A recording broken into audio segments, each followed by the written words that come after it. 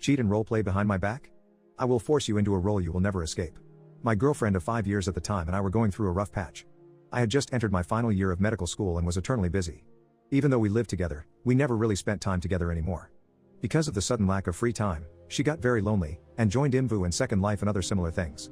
She would tell me all about the conversations she had with these people, and at the time I was happy because it meant I could spend more time on my studies and I wouldn't feel bad about being unable to spend time doing things with her. One day she told me she got into role-playing. At first I was a little weirded out, but she assured me that it was entirely innocent and platonic. She even invited me to watch. I could tell she was really excited and having a good time, so I pushed aside my feelings, because I still felt like I was wronging her. One day, she told me about this guy she met online. He was funny and smart and I would like talking to him. She and him became best friends very fast. They exchanged phone numbers and they would text all the time. I didn't think too much of it, because she had my very deepest trust, and honestly I didn't have time to think anything about it. This went on for a few months. Eventually, she started changing, although it was so slow I didn't notice. She stopped telling me about what went on online, she was never more than an arm's reach from her phone, and she changed her passwords on all of her devices. I was so afraid of losing her, I didn't push anything or ask about why she was changing. I figured it was all my fault, because I was unable to spend time with her. One day though, I decided I needed to change for her benefit. I talked with my doctor and got my prescription changed. I was able to focus much better, and as such we were actually able to do things again. She was ecstatic, and our relationship improved fivefold. Everything was going great until the revelation. One day, while studying, my laptop broke down. I asked if I could use hers, and although she was hesitant, she let me use her laptop, although she never gave me the password. Even though this was normal at this point, I could still tell something was off. Despite this, I was too focused on my work to care. Right as I was finishing up, a Skype message came up. It was her friend from online, the one she constantly texted. I realized at that moment that I never heard about what happened between them anymore. In fact, I'd completely forgotten about him. I opened up the chat window, and started scrolling up. What I saw floored me. I quickly installed a RAT, downloaded the Skype chat logs, and gave her laptop back like nothing happened. She didn't notice a thing. Later on, I opened her chat logs, and to this day I wish I hadn't. I wish I just broke up with her then, but my curiosity got the better of me.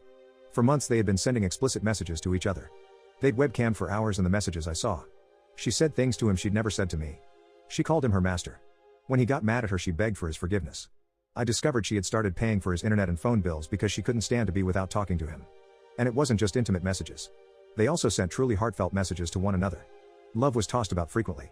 She said the only reason she hadn't left me is because I gave her whatever she wanted. I was instantly nauseous, my vision narrowed, my heart started pounding, and my blood ran cold. For about 2 or 3 weeks I was in a deep depression. Here she was, sending him all these messages, but she seemed so happy with me. I had no idea what I was going to do. One night though, something just snapped. I wasn't going to stand for this, and she needed to pay. Developed a multi-step plan for revenge. I lost something that night. I no longer trust anyone else, nor do I really feel strongly about anything anymore. Using the data I got from the rat/keylogger, I accessed her Skype account and started sabotaging their relationship. I would act as her. I acted belligerent, scheduled for webcamming sessions and then would not show up. I told him not to text her phone because I was getting suspicious. Luckily, he was the type to get angry easily. Furthermore, he knew nearly all of her close online friends, oftentimes better than she did. One day she came to me, tears in her eyes, and told me that all of her friends had, for some reason, started hating her. She was crying because she was all alone, but I assured her that we still had each other. Now, all of our free time was spent together again. Our relationship grew ever stronger, or so she thought. I also started lifting weights. I started cooking high-calorie meals, and she ate whatever I gave to her. Whereas we both ate around 2,000 calories a day before, now we ate 3,500 calories per day. I gained a lot of muscle, where she just gained a lot of fat. After 9 months, I was in better shape than I'd ever been, and she was in the worst shape of her life. I reassured her that I still loved her for who she was, though, and she seemed content with it. After she had gained around 40 pounds, I bought anti-smoking patches, and I applied them to her in her sleep and took them off before she woke up. This literally got her addicted to me. Whenever I was away for a few days I would get texts and calls where she seemed like she was on the verge of breaking down. Because of her weight gain, she found it difficult to do her job. She would always come home dead tired, and in pain. I helpfully suggested to her that she quit her job. I could easily support the both of us on my residency salary. She took that suggestion, and took it fast. She walked out of her job the very next day. Now over a year had passed since I learned she was cheating on me. At this point, she was out of a job, very overweight, and still friendless. She was dropping hints about a ring, and I thought it was the perfect way to finalize my revenge. We went shopping for a wedding ring, and I made sure to get the ring with a 60-day return policy. I proposed to her later that week. I was able to convince her to sign a prenuptial, making sure that we all got our own stuff and the ring would get returned, by withholding the nicotine patches and putting her through withdrawal, thus weakening her resolve. Her parents were overjoyed, as they loved me like a son at this point. After a month of being engaged, I just so happened to come across her old Skype logs. I confronted her about it and she started breaking down. I instantly broke off the engagement, ignoring her threats of suicide. I regretfully told her parents about what she had done. At first they didn't believe me, until I showed them the logs, and they were horrified. They apologized for their daughter's actions, saying she wasn't brought up this way, and that she would no longer be welcome in their house. Our friends quickly learned on Facebook, and they universally rejected her. It helped that I acted heartbroken and depressed. At this point she was now homeless, friendless, jobless, without family, in poor physical shape, and addicted to nicotine. I stopped talking to her, but from what I can tell she got on Social Security to make ends meet. Last I heard, she got arrested for drug charges. I am a practicing physician, and have plenty of close friends, although nobody intimate. I don't regret a single thing I did. What is the most bone-chilling thing a parent has done to you? My husband and I got married in 2002 and had our son, Brian, 10 months later. In May 2004, we welcomed our twin girls, Mary and Lisa. My family was beautiful. Every time I took a picture of us, we looked like the families in the stock photos you can Google. However, I can no longer look at the pictures of us because it makes my stomach churl. When my twin girls were born, we had no issues in the hospital. They were born right on their due date, and passed all their postnatal tests with stellar stats. But when we got home we noticed that Mary was developing a rash. I hadn't really dealt with allergies in kids since my son didn't have them, and neither did any child or adult in my entire family. I wasn't sure what it was. I thought that maybe she just had sensitive skin like me. It took 3 months to figure it out. During that time, her allergic reactions got more and more severe. Eventually, we figured out Mary was allergic to coconut. The doctors told us that it was a particularly rare allergen, so it wasn't on any of the skin test panels they ran. When we found out what she was allergic to, we were relieved. So relieved. You see, when I was a kid, my mother would put coconut oil in my hair all the time. It looked greasy as hell. I hated it, and once I was old enough to start doing my own hair, I never put that stuff in my hair again. Imagine the irony when I found out I had a daughter with a severe allergy to the one thing I hated my entire life. We told my mother, and she laughed as well. She made jokes about how my baby must have heard me talking about my hatred for coconut oil while she was still cooking inside me and decided that she needed to hate it too. We all had a good laugh and left it at that. Or so I thought. My mother and I have always had a contentious relationship at best. We got along well enough, but we vehemently disagreed on certain topics. As far as raising my kids, my mother was hands-off and respected all of my decisions, even if she didn't like them sometimes. The only thing she continually got on my case about was the coconut oil thing. You see, my girls had very textured and curly hair. It was a little on the rough side, and my mother always insisted that a little bit of oil would make the curls soft and more defined. I always said no. I cannot understand how she did what happened next. I was giving a midterm that day to my students, and I had to be at my research lab late that night. My husband was away at some conference, and our nanny was down with the flu. So, I had my mom come take them for the day. My son was almost 3 years old, and the girls were a year and a half old. Overnight visits with my parents weren't exactly common, but they weren't unusual either. They had always come back from these visits very happy and well taken care of, so I had no second thoughts about leaving them with my parents. They spoke to me on the phone after their lunch, and then, around 5 p.m., we video chatted. The kids were also happy and healthy.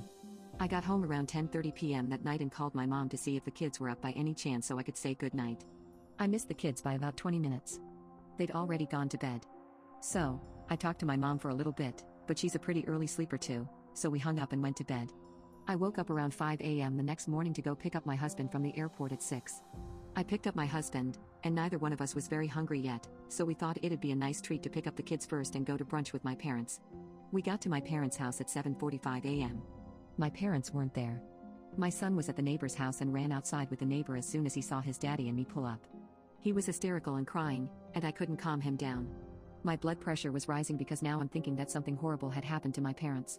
My neighbor tells me that she isn't sure what's happening, but there was an ambulance at my parents' house at 6 a.m. My dad had run over and woken them up to see if they could watch my son for a few hours until he got back. Of course, they'd said yes. I'm calling my parents non-stop at this point, and I'm getting frantic because I don't know what's happened. My son was still crying, but he was calmer. He still couldn't really explain to me what had happened, though. I honestly don't remember the details of what happened next, but somehow we figured out that the ambulance was from a hospital nearby. We broke several driving laws trying to get there. We got to the hospital, pulled into the emergency entrance that was for ambulances only, left the car, and bolted inside. A few nurses took notice of us immediately and were asking us what was wrong. I was calmer than my husband at this point, so I explained that I didn't know. I told her my twin girls and my parents were here somewhere. I'll never forget the look on that nurse's face. She knew exactly who I was at that moment, and she was about to cry. Another nurse took me and my husband to an empty room. They asked us to calm down and listen to the doctor before we went to find my family. My mother had put coconut oil in both my daughter's hair when they were playing the previous day before bed. The girls loved it when my mom did their hair, so they had asked for braids, and my mom accepted. She put coconut oil in both their hair because it would make for smoother braids.